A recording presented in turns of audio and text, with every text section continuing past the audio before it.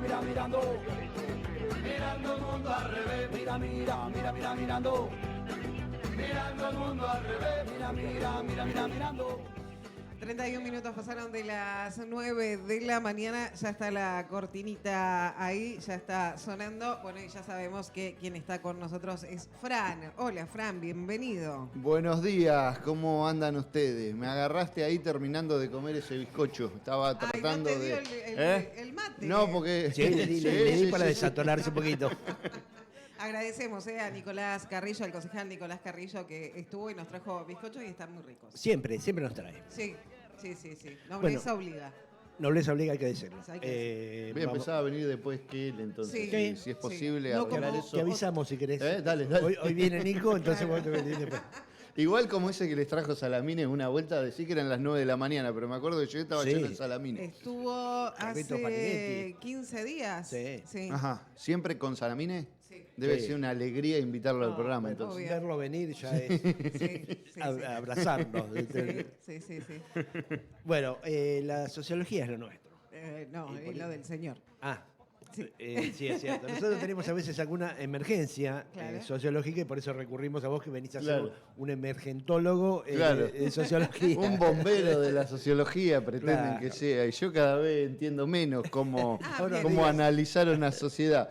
Por ejemplo, estuve analizando una serie de datos respecto a estas elecciones y mi conclusión es que no tengo conclusiones al respecto. Ok. No puedo decir demasiado de, Damos por terminada la de lo columna. que he observado. Así que bueno, en eso estamos acá, con este maravilloso clima que ya nos recibió. Ajá. Hoy vengo a salir tranquilo para acá, no sé si a alguno ya le pasó, y tenía el vidrio congelado. Ah, es la sí. primera vez del año. Ya estamos No, en esa. sí. A los team invierno no los entiendo, pero bueno, No, acá estamos. Nosotros tampoco. ninguno de los que estamos acá entendemos. Bueno, al team hay un invierno. acuerdo entonces, no Sí, lo hay no, en no. los tipos de mate, pero sí, Sí. en el clima. En eso sí. Claro, no, en el tipo de mate no hay acuerdo, pero hay respeto. Claro, es y en distinto estos a lo que está tiempos- pasando con la grieta nacional. Claro. No, que, nos que se respetamos. puedan respetar los diferentes. Podemos convivir. Podemos convivir, sí, los tres, tenemos 3 estilos de mate incluso. Ah, tres. Somos ¿Sí? 3 y tenemos 3 estilos. Sí, porque Martu tiene con coco. Sí, No viniste a desemparejar, vino, No. vino a incluir una nueva variante. Somos así Marto de es muy inclusivos. boque, ¿viste? Está Le pone coco. No, Hay que ir es más boque. allá del bipartidismo, está Sí, bien. Sí, claro, nosotros integramos acá. La democracia es así, Sí. con pluralidad de ¿Vos mates. ¿Hincha de qué club sos? De Boca. Bien, perfecto. Entonces no. Sí, no tenemos. En eso, viste. Seguimos, claro, igual. En eso nos cuesta. Nicolás Carrillo también es de Boca. Pero hoy, por ejemplo, no queremos ningún hincha de Independiente acá porque no queremos ver a nadie contento. Está bien, no Sí, con no. todos hay tolerancia. No, está hay bien. cosas que. Hoy no. Mañana capaz que sí y aceptamos de otros equipos también, incluso hinchas de River. Han venido hinchas de River y se fueron. Sí, se sin fueron ser bien agredidos, contentos. al menos físicamente. No, pero hoy Sí. particularmente no. Con algunos no. Está No, bien, no. está bien. Hay que tener respeto también hacia las otredades, ¿no? Claro, Parece bueno, por eso, perfecto. porque Somos no, los no dueños de estamos en casa y- condiciones. Sí, y ustedes pueden elegir a quién invitar. Claro. El derecho de admisión, ¿qué es? Si no eso. ¿Para qué Claro, está eso? Pero hoy. Hoy. Ya Sí, mañana se rige, nos pasa. rige 24 horas. Claro, sí. Ya mañana se nos pasa. Bueno, Francisco, a ver, ¿qué pasa? Bueno, Hemos votado, los No, porteños. nosotros No, no. nosotros no. no, sí, pero sí. bueno, siempre Queda los re miramos, lejos. ¿no? De eso que hablábamos, de sí, nuestros sí. amigos de la capital federal, son nuestro faro, así, contradictoriamente, Sí, todo sí, el tiempo. que los marca estamos dónde mirando. no ir, ¿viste? Nos El importa faro, mucho claro. más lo que pasa ahí, claramente, que lo que pasa en Chaco, Jujuy, donde también hubo elecciones hace poco. Pero bueno, Buenos Aires es Buenos Aires, es donde atiende Dios, dicen, así Sí, que pero hacia bueno. allí miramos. Pero una de las características es el bajo porcentaje de asistencia a las urnas. O Tanto sea, en las provincias como en capital. Claro. Sí, porque hubo una participación del 53% del padrón electoral Sí. en las elecciones de este domingo. Va en cierta medida en consonancia con lo que pasó en las elecciones que fueron hace 2 semanas, ¿no? En algunas provincias del país, en Jujuy. El domingo pasado. El domingo pasado, claro. Pasa como más lento el tiempo ahora. En Jujuy, Salta, Chaco y San Luis, donde el porcentaje de participación fue entre el 52, que fue el más bajo en Chaco, al 64, que fue el más alto de todo en la provincia de Jujuy. Sí. O sea, va más o menos en consonancia a ese volumen de participantes. Bueno, Hay como varias cuestiones para ver ahí, ¿no? En primer lugar, una participación electoral muy baja, es la más baja en la capital federal desde la vuelta a la democracia. La más baja. En Capital Federal del 2007, perdón, al 2023, en todas las elecciones votó entre el 70 y el 80% del padrón. Es incluso un poquito más bajo que lo que se ha registrado en las elecciones nacionales, donde el promedio está en torno al 80%. Acá en Capital ya de por sí, no sé por qué, porque estuve con estos datos estos días, pero era un poco más bajo, ¿no es cierto? La caída de las últimas elecciones del 2023 a esta fue muy acentuada. En el 2023 participaron en las legislativas de la capital el 77% de los votantes del padrón y ahora el 53%, o sea, cayó como el 24%. Tremendo. Hay una diferencia a tener en cuenta, que es que las últimas elecciones de capital habían quedado integradas a las elecciones nacionales y estas no. Siempre hay mayor participación en las elecciones nacionales que en las de distrito, porque bueno, hay una percepción social que considero que es correcta, que tiene que ver con que son las que más inciden en nuestra vida cotidiana, ¿no? Sí. Entonces siempre es un poco más bajo, pero nunca había sido tan bajo como ahora. ¿Bien?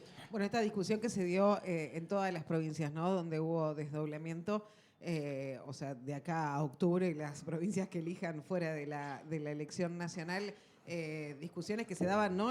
A nivel internas partidos políticos, ¿no? En la provincia de Buenos Aires, claro, de hecho fue una discusión difícil. Bueno, sí, pero porque siempre está esa discusión porque es traccionar o no traccionar votos, ¿no? Claro. Uno dice, no, pero me traccionan para abajo, el otro dice, no, presentate porque nos traccionás para arriba, ¿no? Bueno, de hecho, las elecciones del 2023 que van, ¿no es cierto?, capital, pegada a las nacionales, tiene que ver con una intención de Cambiemos de traccionar algún voto para su elección, ¿no? Y bueno, ahora toda la disputa que hay en torno a la provincia de Buenos Aires, que es el primer distrito electoral del país, tiene que ver con lo mismo, ¿no es cierto? Sí. Entonces, bueno, siempre tienen un porcentaje de participación un poco más bajo, pero en la historia de la Ciudad de Buenos Aires, por ejemplo, nunca se había dado un porcentaje tan bajo desde la vuelta a la democracia, y ahí hay múltiples cuestiones para ver, ¿no?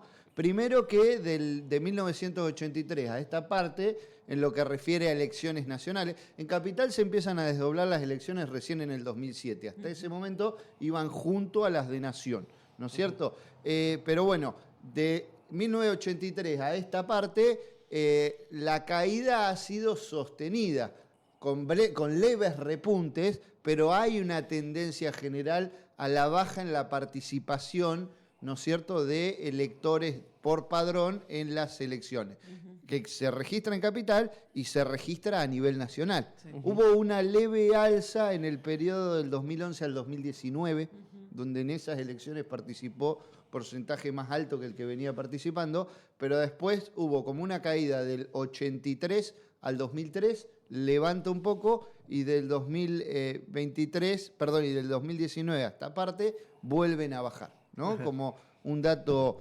interesante para observar.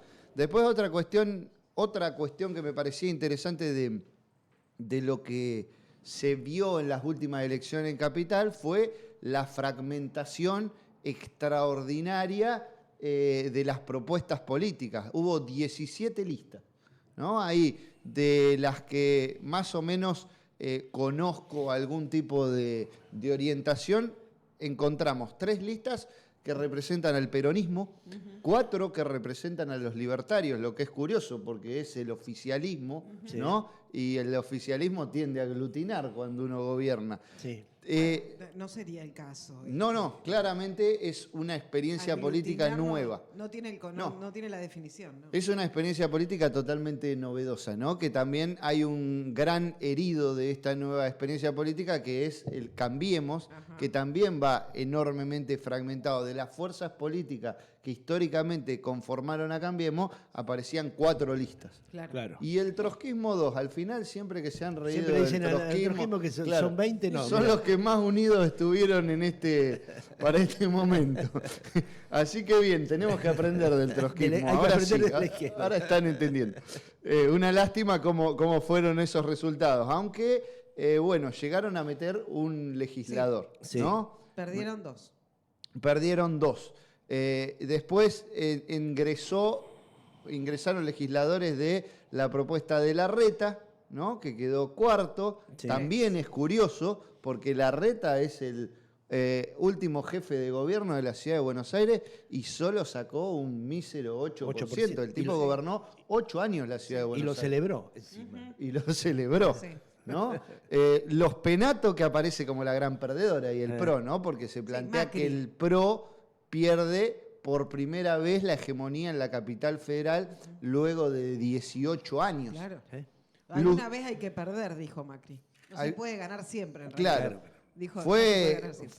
Pero fue una derrota muy contundente, ¿no? Quedó a la mitad del primero, que fue Adorni, con un 30% y un puchito, y Santoro, segundo, ahí con un 27%. Bueno, muchas cosas hay para decir al respecto, ¿no es cierto? Santoro, que generaba cierta expectativa en que podía generar, digamos, un triunfo mediático electoral, diría yo, porque podía llegar a quedar con su lista primero. ¿Por qué digo mediático electoral? Porque ya estábamos hablando de un escenario político que ya se sabía que iba a ser muy fragmentado. Es decir, el vencedor no iba a cosechar una diferencia de votos muy grande respecto a los que le siguieran. Acá lo que se observa en realidad tiene que ver con cómo la irrupción de la Libertad Avanza ha venido a partir al electorado de derecha. Claro. Lo que ha dado posibilidades a un peronismo en retroceso de aspirar a ocupar determinadas posiciones que en determinados distritos era imposible. Voy a dar un ejemplo. Bahía Blanca, bastión histórico de propuestas más vinculadas a proyecto de derecha, de repente quedó un intendente que es peronista, Sí. ¿no? Por decir un ejemplo. Es decir, en ese contexto en el que se aspiraba que Santoro pudiera triunfar. De hecho, si vamos a los números totales, en realidad Santoro saca más o menos lo mismo que en las últimas elecciones en las que había Claro. participado. Sí, mantuvo el caudal de Su votos, triunfo digamos. no tenía que ver con la posibilidad de incrementar el caudal electoral, sino que en este nuevo escenario político, con ese caudal electoral, era posible que quedara primero. Claro. ¿No? Sí. Alcanzó el techo, digamos. El peronismo en capitales ronda el 30%, como mucho. Sí, Siempre. medio históricamente se históricamente viene es ahí. registrando, digamos, una intención de voto del 20 y el 30% entre la elección del 2023 y esta, muy pegadito el porcentaje, ¿no? Más o menos en las dos lo mismo. Entonces, como para pensarlo en ese marco. Después sí aparece algo muy interesante que tiene que ver con que en las últimas elecciones y en varias de las que habían antecedido, el PRO o Cambiemos, ¿no es cierto?, triunfaba en todas las comunas de la ciudad. Claro. Acá no triunfó en ninguna. No. Y eso sí es una novedad. No, si mirás el mapa con los colores, lo que era hasta no hace tanto tiempo, era todo amarillo. Era todo amarillo. Y ahora no, es violeta. Y ahora Sí. tampoco es todo violeta. Tampoco es todo violeta. Pero es la tendencia, digamos. Hay una fragmentación un poco forzada, porque no es así de claro, No. pero que pareciera que hay una mayor intención de voto a Adorni en la zona norte de Capital Federal y una mayor intención de voto a Santoro en el sur de Capital Federal. Digo forzadamente porque no sé por qué la comuna perdón, ¿cuál es? ¿Dónde lo tenía anotado esto? Sí, donde conviven. Bueno, donde está Villa Ortúzar, Claro. Coglan, todos esos barrios que están como en el centro de Capital, Sí. gana marcadamente Santoro. Sí. Que mi hermana se mudó ahí, no sé si tendrá algo que ver con eso, pero bueno, ahí queda como una... o por ejemplo, Villa Riachuelo, que está en plena zona sur de Capital Federal, gana Dorni. Entonces, Tremendo, sí. Hay excepciones, ¿no? Pero No, pero generalmente... también hay comunas en las que convive, por ejemplo, Puerto Madero y Constitución, Villa 1, 12, 14. Sí. Bueno, eso es una comuna hiper heterogénea. Claro. Si vamos por barrio, Sí. es impresionante. En Puerto Madero sacó como el 60% de los votos la Libertad Avanza, ¿no? Pero sin embargo, la comuna en conjunto, que es la Comuna 1, microcentro, es la comuna que registró la menor participación electoral de Capital Federal. Solo votó el 41% del electorado Claro, en esta comuna. Claro, la zona donde más se votó, que llegó casi al 60%, es zona Caballito. La zona donde más se votó superó el 60%, el 62% es la comuna 12, ¿bien? Que integra los barrios de Urquiza, Saavedra, Coglan, ahí Claro. pegado a esta Villa Ortúzar que Claro, decía hoy. claro. Ese es el lugar donde más se votó. Yo después me pongo a pensar si esto tendrá que ver con alguna cuestión de clase, con alguna cuestión de, digamos, la composición social de los barrios, y no pareciera ser viable, digamos, establecer esa relación. ¿Por qué? Porque, por ejemplo, Palermo, que está más identificado a sectores más acomodados, tiene un porcentaje de participación del 52%, ¿no? Y si vamos viendo, es muy variable. No sé por qué. La comuna 8, que es la de Villa Soldati, Villa Riachuelo, Lugano, tiene una participación del 45%, pero la comuna que está al lado tiene una participación del 60%, Claro. que es un barrio con características similares. También habrá que ver si eso tiene que ver con alguna cuestión de militancia o mayor participación, Capaz. espacios que generen algún tipo de dinámica barrial, porque es extremadamente heterogéneo, es decir, de un barrio a otro Claro. varía muchísimo. Yo pensé que iba a haber alguna cuestión más marcada y no pareciera haberlo. Después, tampoco es que hay una diferencia tan extraordinaria por barrios respecto a la intención de voto. Santoro obtiene su mejor performance en la Comuna 8, que es la de Lugano, Soldati y toda esta zona, con un 35%, y Adorni tiene su mejor performance en Recoleta con un 38%. O sea, hay una diferencia, pero no es tan extraordinaria, es como más desperdigado el voto. Sí. Y después, dato interesante a tener en cuenta, ¿no? La Comuna 4 y 8 son las que mejor le fue a Santoro, con 32 y 35%. Sí. Le fue peor que en las elecciones pasadas, que había sacado 39 y 41 Ah, mirá. en las mismas comunas. Mirá. Bien, y además son dos de las comunas con menor participación Claro. electoral. Como un dato para tratar de, digamos, indagar en torno a qué significa eso. ¿No? Un dato que ayer tiraba el Pitu Salvatierra, que entró como candidato a legislador, es que en las zonas donde hay villas de emergencia, había llovido mucho en Capital los días previos a la elección. Y esas zonas se inundaron, el agua provocó un desastre, no al nivel de Zárate o Campana, pero sí problemas dentro de las viviendas. Entonces la gente, el domingo, que fue un día de sol, aprovechó para sacar los colchones afuera, los muebles afuera, sacar el barro adentro de la casa, Y no fue a le votar. importó ir a votar. Claro. O sea, tenía una No era prioridad. prioridad, claro. Claro. Sí. Y quizás eso explique por ahí en algunos sitios puntuales donde están radicadas algunos barrios de estos populares, porque no. Y porque puede no ser, sí, porque además, como vemos, la disminución del porcentaje de electores tampoco es que es extraordinaria. No.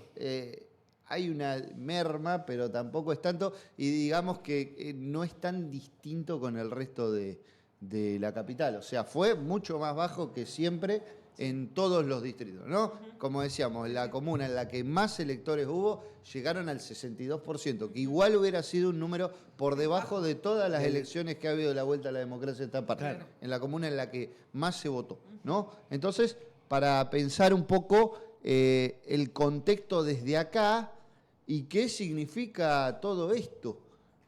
No sabemos qué significa todo esto. En primer lugar, hay algo que muchas personas dicen que el 30% de la población haya votado a Adorni, siendo que en realidad participó el 53% del electorado, indicaría que ha recibido el aval de un 15% de la Claro. población, que es real. Pero eso no necesariamente entiendo que signifique algo en relación a, digamos, alguna advertencia o no por parte de la población. No, de hecho, esto lo hablábamos ayer con Marcos. Yo creo que la Libertad de Avanza no se pregunta por qué el 45% promediando no fue a votar. No es un dato que le interese. Yo creo que no le importa No. para nada.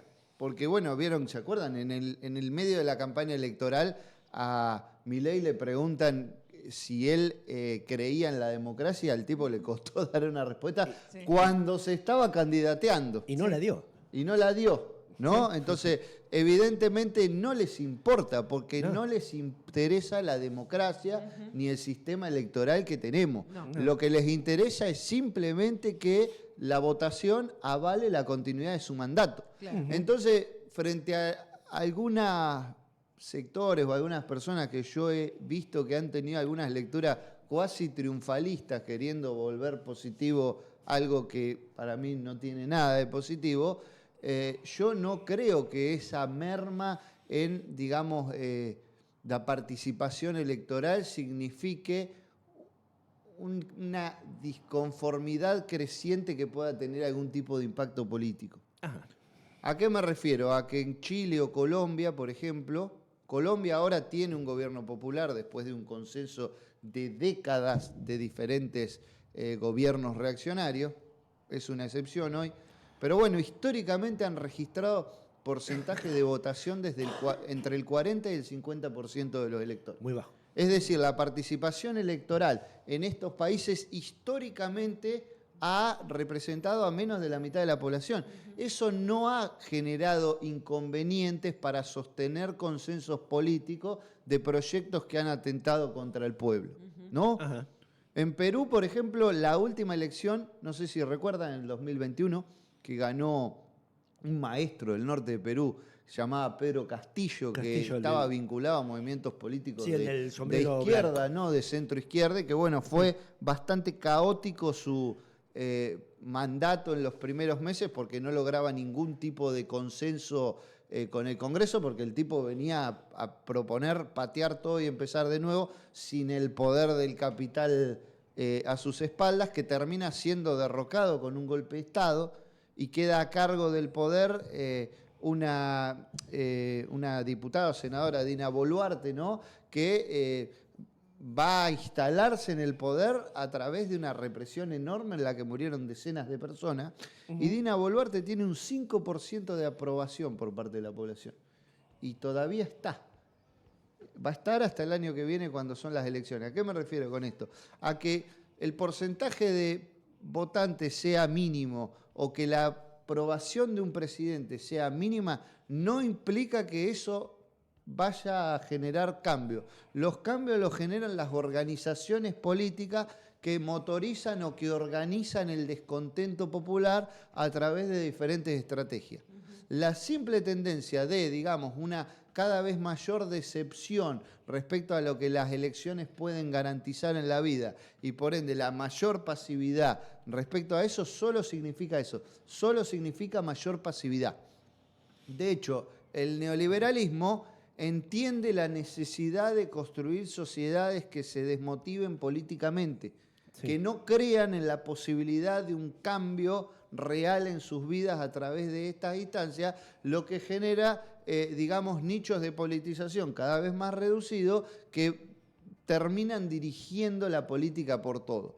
Entonces, para mí, esto no es algo bueno para el campo popular, es algo en torno a lo que nosotros tenemos que trabajar. Es evidente que hay un descontento cada vez más grande a la democracia en nuestro país porque la caída es sostenida y que lo que genera Milei ha generado no sé si descontento, sino como una desmotivación mucho más acentuada Sí. que lo que había. Porque la caída lo demuestra, que no se cree, digo, Milei llega al poder como el que viene a renovar todo, ¿no? Porque así es leído por gran parte de quienes lo votaron, el tipo honesto que viene por fin a ordenar un país sumido en la miseria y en la corrupción, y rápidamente defraudó a un porcentaje enorme de la población. Pero eso, fijémonos, que no significa que la población ya esté queriendo sacarlo. No. El quedarte en tu casa Probablemente no es querer sacarlo. Probablemente sea ese 45%, ¿no?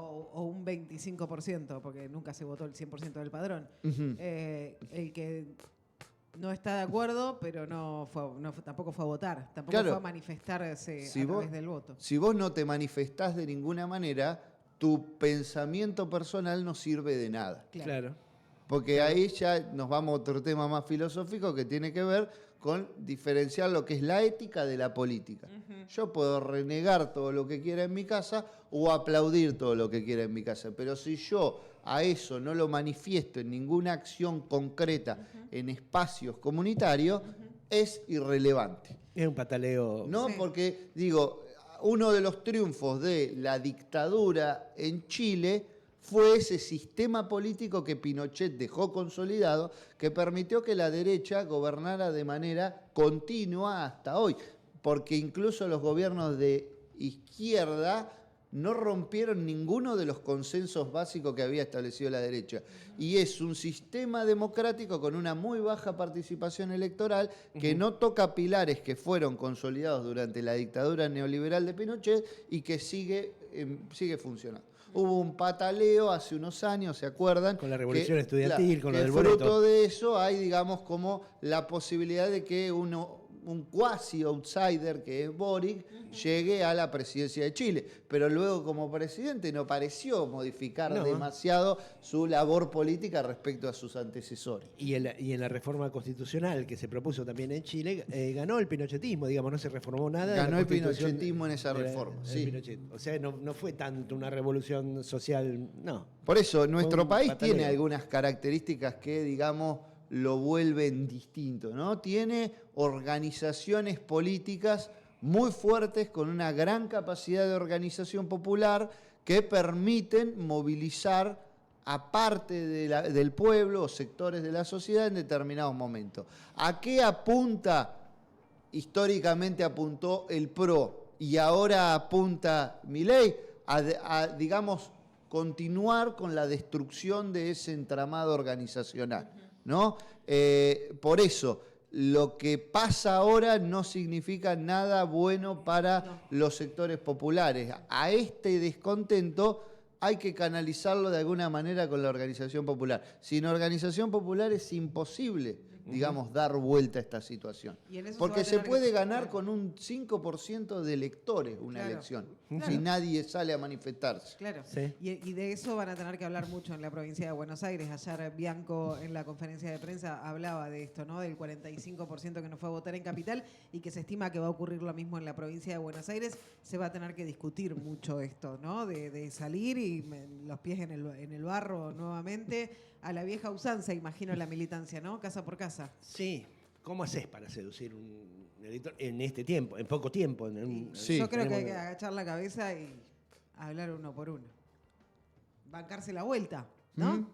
Porque la gente tiene razón. Sí, hay como una demanda de un mayor contacto, Sí. creo yo. Sí, Sí. sí, sí. puede Digo, Milei a ver, la esperanza que le viene a generar a la población es que el tipo, digo, en su momento, ahora ya está... Sí, cambió un montón. Ahora la percepción en Sí. torno a Milei ya está mutando, pero Sí. ahora él ya es el presidente, ¿no? Sí. Pero en su momento, cuando no era nadie, lo que el tipo le manifestaba a la sociedad era que él no era un político que es esa casta que está separada de la sociedad viviendo una vida paralela Sí. del trabajador común, Sí. y que por eso uno decía, este sí nos entiende, ¿no? Ahora, esos que han quedado situados en la percepción social como parte de una casta separada de la sociedad, tienen que estar en la sociedad demostrando que eso es una construcción artificiosa, intencionada para triunfar en una elección. Claro. Yo no digo que todos no estén participando, digo, recién estaba Nicolás Carrillo acá,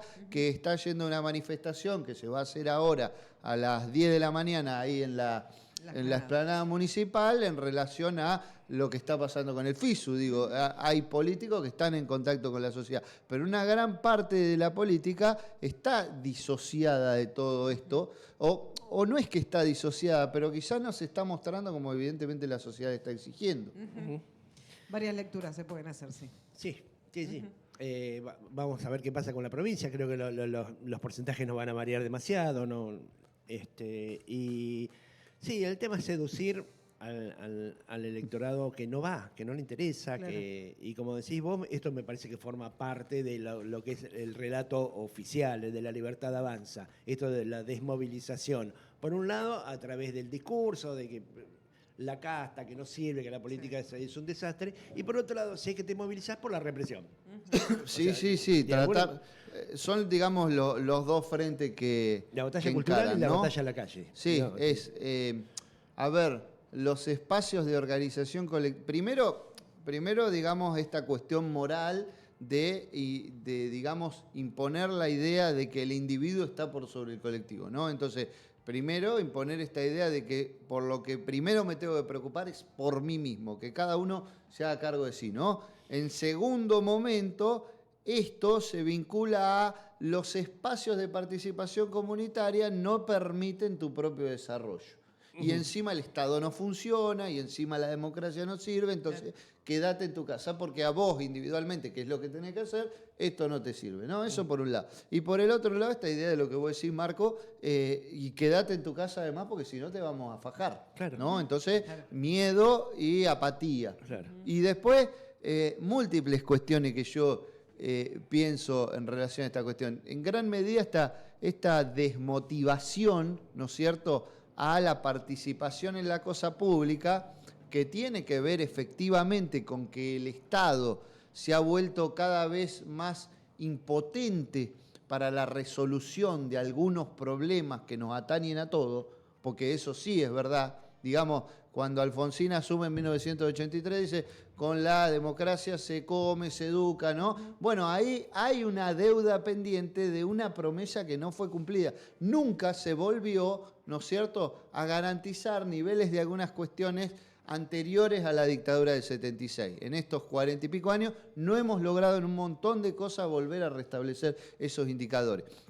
Y esa impotencia del Estado tiene que ver en parte con la política local, pero sobre todo tiene que ver con, digamos, las rearticulaciones que se han dado en el campo internacional y en las cuales nuestro Estado ha quedado entrampado.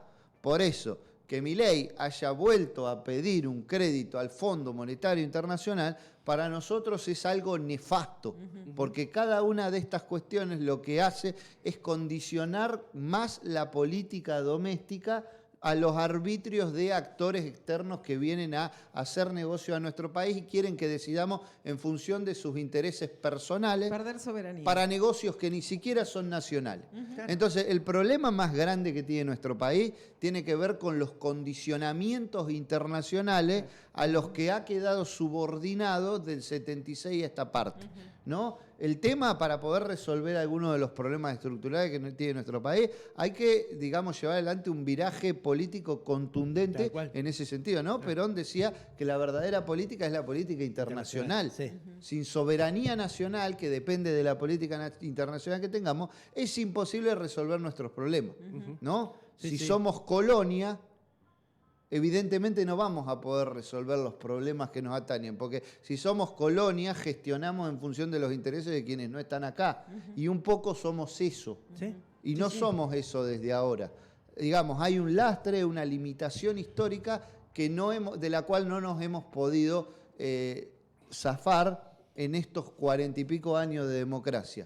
¿Hemos avanzado mucho en ese sentido? Sí. Néstor Kirchner, digamos, paga y negocia la deuda con el Fondo Monetario Internacional sabiendo lo que implicaba tenerlos atrás y quedamos liberados, ¿no? Se privatiza YPF, hay políticas que buscan garantizar esa soberanía nacional, pero no hemos podido salir finalmente, ¿no? No. Entonces, yo entiendo que, bueno, ¿cómo hablar de estas cuestiones con personas que se están preocupando que van a comer mañana? Claro. Es difícil, Claro, No, es ¿no? muy difícil, es muy Totalmente. difícil. Lo mismo, esto que decís queda evidenciado claramente con lo que pasa en Tierra del Fuego. Claro.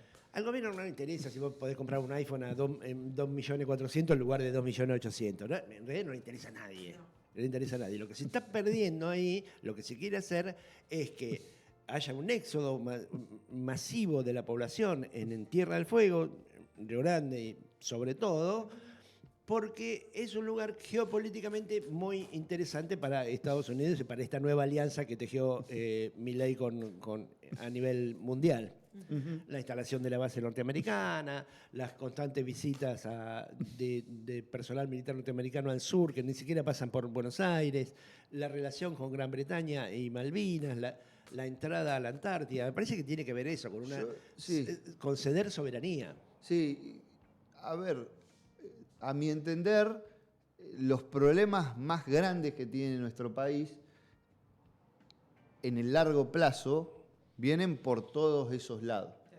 Milei puede avanzar en esas políticas porque no hay, digamos, una comprensión por parte de porcentajes muy importantes de la población de lo que esto implica. Es decir, la desindustrialización de Tierra del Fuego implica la cesión de un territorio nacional que a su vez tiene proyección hacia el continente antártico. Es el enclave estratégico hacia el continente antártico y las islas del Atlántico Sur, que es una zona que, digamos, reviste de un interés geopolítico, pero eso también implica lo militar y lo económico extraordinario, claro. ¿Bien? Y lo económico también, porque no solamente uno dirá, bueno, lo geopolítico, ¿qué me importa? No, ahí hay yacimientos de petróleo, de gas que son extraordinarios. Hay digamos, yacimientos de diferentes minerales. O sea, hay mucho en todo ese territorio y por eso el interés británico, el interés norteamericano de controlarlo, además de controlar el paso entre Atlántico y Pacífico. Pero bueno, eso no es algo de interés para la mayor parte de la población. Sobre algunos sectores se entiende, porque hay sectores que si ya venían apaleados, hoy están más apaleados que nunca, y en esa supervivencia del día a día uno no puede pretender que sobre todo esté pensando en lo que implica la cesión de soberanía en Tierra del Fuego, pero después hay otros sectores que no están viviendo tan en el día a día, que han tomado esta lógica, ¿no es cierto?, cada vez más individualista de construcción de la vida y que no les importa lo que pase con el país mientras no los toquen a ellos. Claro, y ahí sí, yo sí diría que hay sectores de la población que tienen una responsabilidad muy grande en lo que está pasando. Sí, claro, no digo todos, pero algunos sectores sí. Hay sectores de clases media que, digamos, no les importa lo que pase mientras no lo toquen a ellos.